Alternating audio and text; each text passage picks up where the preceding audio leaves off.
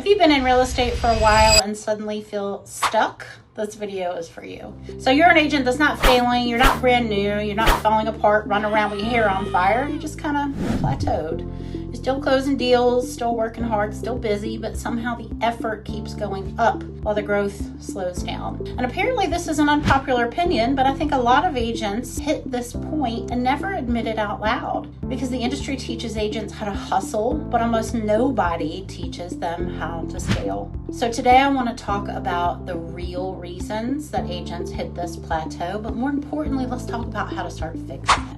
If we haven't met, I'm Jamie Downey. I am a brokerage owner, a recovering top producing agent, and someone who spends a whole lot of time helping agents grow businesses that actually work in real life. This channel is about honest conversations around real estate, leadership, business growth, industry changes, and really the stuff that nobody prepares you for. This is Top Producer Roundtable. All right, so the number one reason that agents hit a plateau and some tips on how to level up. You're trying to do everything yourself. We all hear this all the time. We already know it, and I get it because I did this too. But a lot of agents, a lot of us believe that no one can do it as well as me. Or the one I told myself for so long, I'm just too busy to train somebody. I mean, if I can do it faster than having to teach somebody to do it, then what's the point of even doing it? Your goal should be to build a business where you can actually take a vacation and not panic every single time that your phone buzzes. Not because you don't care, but because that you've built something that is sustainable. Last year, I needed to take compliance and commission processing off of my plate, and I found Shauna, who was already doing this work for another brokerage. So I got permission, of course, and called her and then asked if she had any extra time. And y'all, she wanted way more money than I thought I was ready to spend, like double what I was prepared to spend. But then I realized something. I could hire somebody cheaper and spend the next year training them and fixing their mistakes in a very complicated platform and a very time-consuming job. Or I could hire someone exceptional who could walk in on day one and immediately make the business and my life better. And she sure did. And I was able to go focus on building the brokerage and growth and not get stuck in the minutia of that work. And you know what? She's actually 10 times better at it than me. So here's the thing. I charge a lot to work with buyers and sellers because they are paying me for the 22 years of experience of the homes that I have sold, not just their home. So why wouldn't I be able to see that when hiring somebody that would make my job easier? If we want the best, we have to hire somebody with the best experience. A few ways to start. We've all heard AI and we've dipped our toe in the pool a little bit. I teach the agents in my office to use Claude for listing updates. We need to communicate with our sellers about exactly what's going on.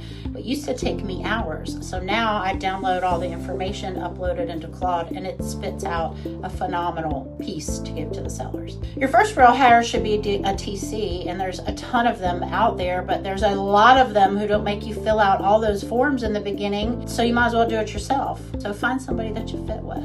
Next would be an admin or even a VA, somebody that's going to help you with emails, social media, meeting trades, picking up checks. Hire somebody to install your signs. Why are we out schlepping around putting up listing signs? We pay $60 for the install and removal, and he stores them. Hello, why haven't I done that forever? Lean into the hire, friends. Don't be cheap. Like any investment, you should get a return, an ROI. And that's the same with anybody that you hire. They are the investment, and you should be able to 3x that salary by taking those things off your plate and focusing on money-making activities. Always, not sometimes, the smartest hire is the person you don't have to train. All right, number 2, weak follow-up. This is the silent killer in real estate. NAR has reported for years that around 89% of consumers say they would use their agent again, but only 12% actually do. That is not a them problem, that is an us problem.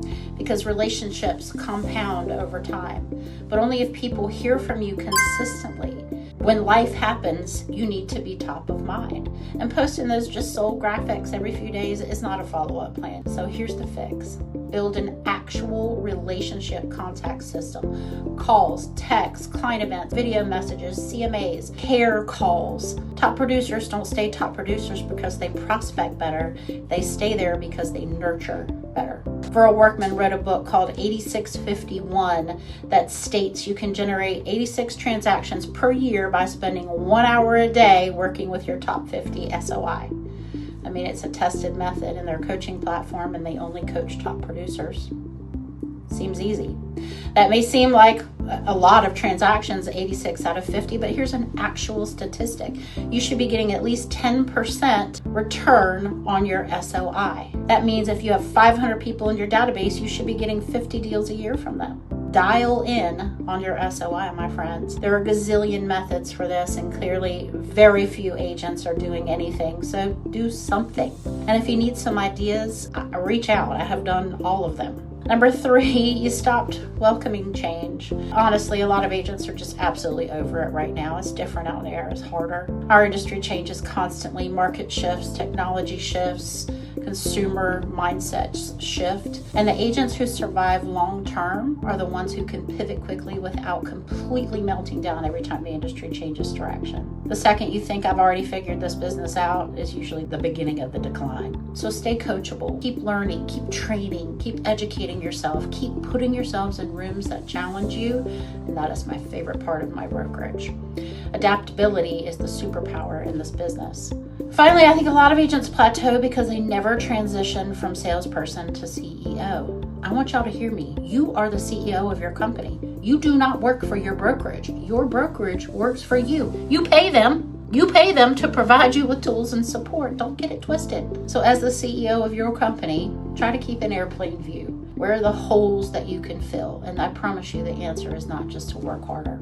Top producers eventually end up hitting a ceiling where working harder just stops solving the problem. And at some point, you're going to have to build systems, build people, build consistency, build predictability. Otherwise, you stay trapped inside a business that completely depends on you every second of the day.